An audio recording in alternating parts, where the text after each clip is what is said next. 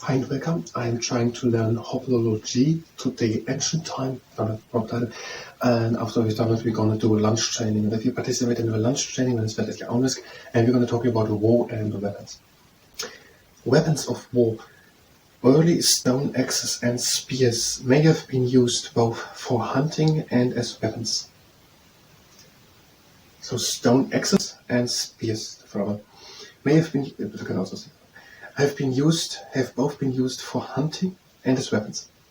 Remains of a wooden spear from 500,000 years ago were found at Boxgrove in England. Okay, a 500,000-year-old wooden spear. I guess also then the tip of it, out of wood, not out of stone or metal, was found in England in Boxgrove, southern United Kingdom. A spear thrower was a stick with a notch in one end to take the end of a spear. With it, hunters or fighters could hurl a spear with tremendous force. Spear throwers were the first ever machines made by humans. Well, the first one found. That makes sense with the first one. Made by humans 35,000 years ago, before Christ, or 37,000 years ago. Okay, I know how we look at it because I have seen some, some of the picturings. But let's look if it's understandable from text. A spear thrower, so a spear, something to throw a spear with, was a stick with a notch in one end to take the end of a spear. So you have a stick, and at the end of the stick there's a notch, so a little hole, and with it is the end of the spear taken. And with it the hunter or fighter could hurl the spear with tremendous force. Now the picture before was, so you have just a stick, basically, and then at the end there is a notch, and then the spear comes in, and then you can throw it like that, almost a bit like a tennis racket, and then both sides off, but the spear flies off. Or also there are some sports which have both lying open like that. I don't know the names of them now. So the first pictures of bows came from North Africa around 30 to 15,000 years ago. Bows could be devastatingly effective and were the main weapons of the earliest civilizations. Okay, first 500,000 years ago, we had axes out of stone, so the stick out of wood and then the stone at the top bound to it. Or put through it through the wood is then split in the middle where stone comes in. So you take a stick to explain how weapons are made. Whatever, I think it's okay. So you have a stick and you make at the top. No. Now, you have stone axes and spears, and 500,000 years ago, and also spear throwers, I think, to throw a spear. The first pictures of bows were 30,000 years ago. Bows used 30,000 years ago. 35,000 years ago, the spear thrower, the earliest machines used. The invention of bronze, 5,000 years ago, meant that people could make metal swords, daggers, axes, and spears. Bronze is a metal. Bronze is an alloy. So bronze could be used, and they could make swords out of bronze with sword blade, and then also daggers, so knives basically, and axes, and also spears. A tiny bronze statue of a chariot found at Tel Aviv in Iraq dates from 5,000 years ago. This is the first image of a chariot. Now here we have a picture of a chariot. The chariot was the air force of the ancient civilizations, carrying archers and spear throwers across the battlefield.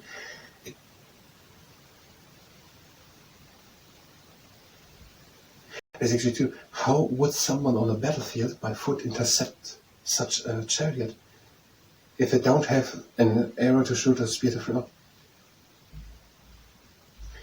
Yeah, you should watch for gladiators. So the chariot was the air force of the ancient civilizations, carrying archers and spear throwers across the battlefield. Egyptians, I never heard the name, and Assyrians fought huge battles with thousands of chariots when I first know how it. Okay, the Egyptians, some other people, the Assyrians fought with such horses at the front, and then two, three people and the heck throw spears and what they're called. Shooting out. Okay, 5,000 years ago in bronze. And when the bronze statue was also found 5,000 years ago, this means the chariots at around that sides, or around that time existed. Legendary warrior Alexander the Great, king of Macedonia, led vast numbers of soldiers who used artillery crossbows to fire huge arrows.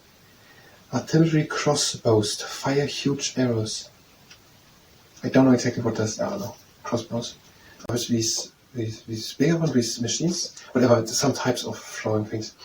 The Persian Emperor, so it was when 2300 before Christ, Alexander the Great. The Persian Emperor Cyrus, 2500 years ago, added skiffs. These are long, sharp blades, poked out sideways from chariot, wheels to slice. Okay, I'm not going to read that. No, they had then at the end of the.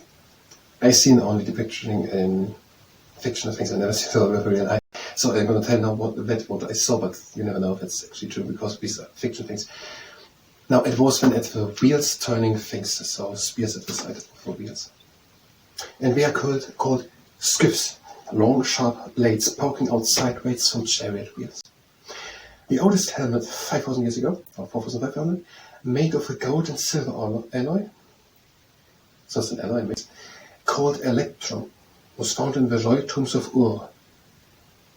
What did we say now? A gold and silver mix, called then electrum,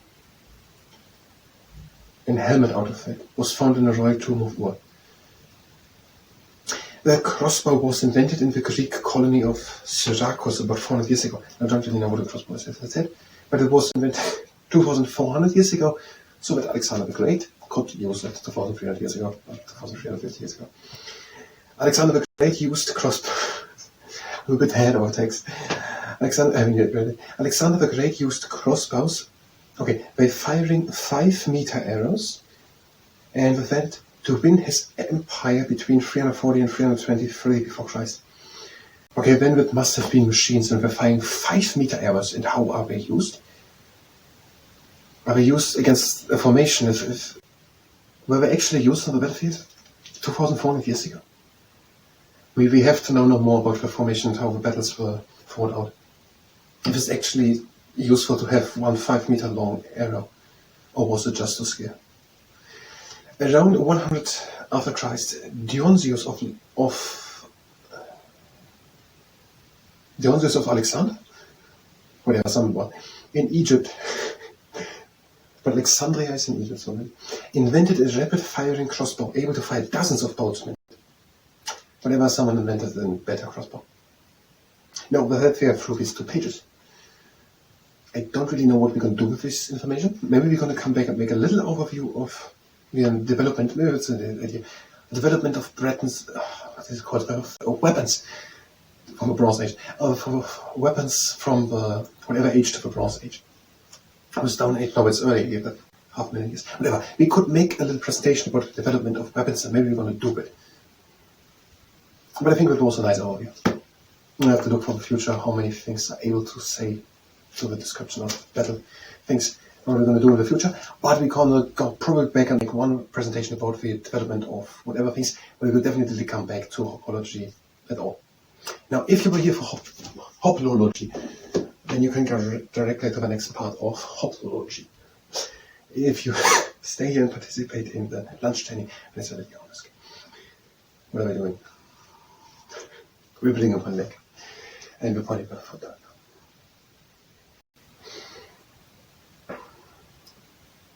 And not my foot actually up. And the other leg up and bring the foot up and down. And now what are we doing now? Legs to the side and point the foot in front and stretching the inner side of the leg.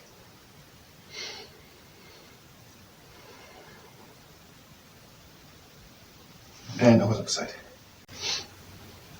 To the other side. And now go from side to side.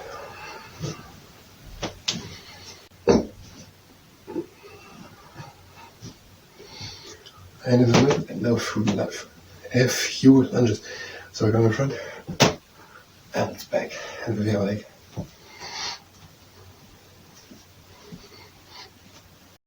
And here we go.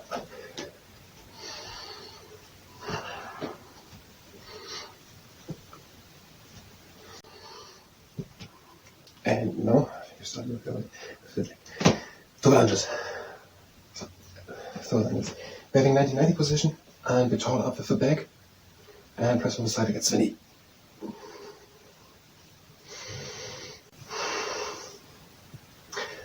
And also the other side.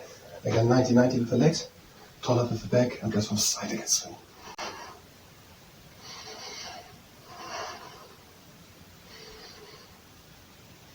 And over to the side. And now 90, 145 degree lunge, and pull that the leg up, tall up with the back.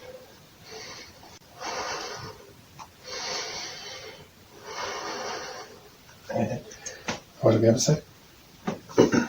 90, 145 degree lunge, tall up with the back, and pull the leg up.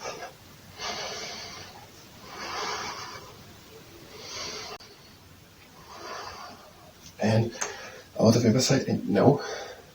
90, 150 degree lunge, tall up with the back, and pull at the top of the shin bone.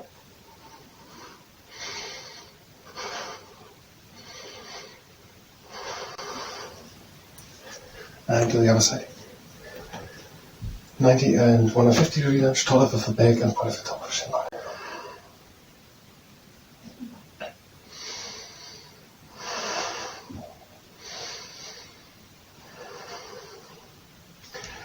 And now, last exercise, the rod jumper.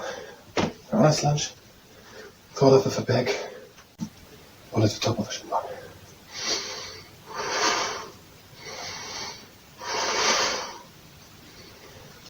And over to the other side. Last lunge, tall up with the back, pull at the top of the shin bone.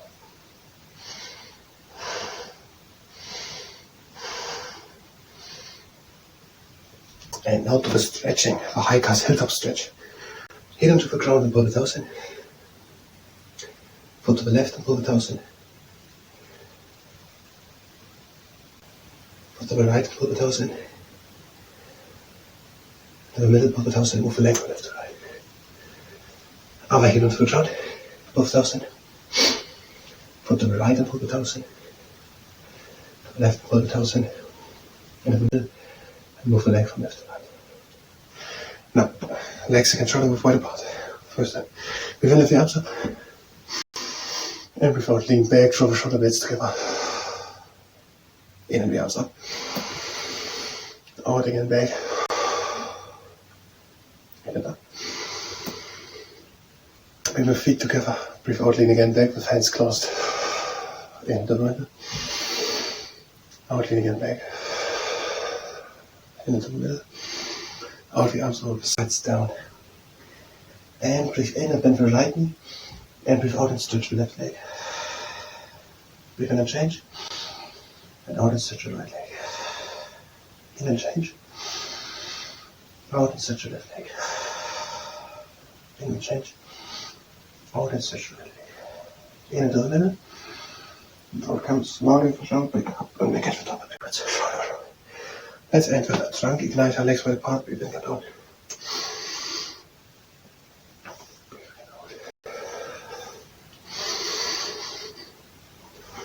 One last round, breathe in. And out. Breathe in across the legs. And breathe again out. That was the lunge training. I thank you very much, and see you next time.